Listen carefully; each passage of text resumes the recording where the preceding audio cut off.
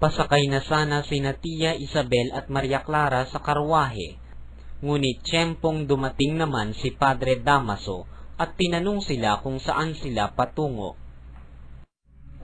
Sa biyuteryo po upang kunin ang aking mga kagamitan. Aha!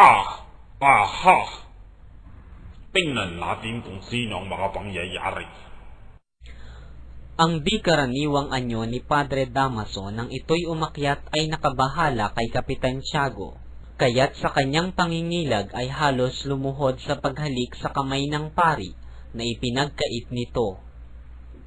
May mahalagang bagay tayong pag-uusapan. Samantala, matapos makapagmisa ni Padre Sibila, ay agad itong nagtungo sa kumbento ng mga Dominikano sa Puerta de Isabel II. Pagdating, nagtungo siya sa isang silid at nang mabuksan ang pinto'y natambad sa kanyang paningin ang isang matandang paring may sakit, payat at namumutla. Ibinalita ni Padre Sibila ang nangyaring pagkakasagutan nina Padre Damaso at Ibarra. Mapapangasawa ni Maria Clara si Ibarra. Mayaman siya at inaasahan kong hindi niya iibigin ng magkaroon ng sino mang kagalit na maaaring makahadlang sa kanyang kayamanan at kaligayahan. Mabuti. Ang biyenan at manugang ay kapwa atin. At kung sakali namang kalaban, ay mabuti nang siya'y lumantad. Ikabubuti ng ating banal na korporasyon ang magkaroon ng mga katunggali kaysa tayo'y lagi nang magkakamit ng mga papuri.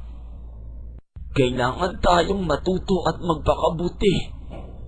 Ang pagtataas ng buwis sa ating lupain ay hindi na dapat, sapagkat ang mga Indio ay natuto ng mamili ng mga lupain sa iba't ibang pook, at lumalabas na kasimbuti rin ang sa atin, o kaya'y higit pa.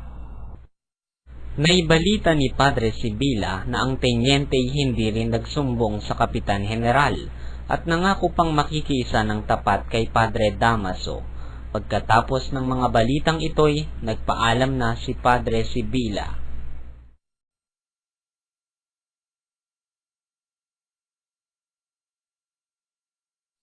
Hindi nga nagsumbong ang tenyente, ngunit nakarating ang nangyari sa Kapitan General, kaya't nilakad nitong mapaalis si Padre Damaso.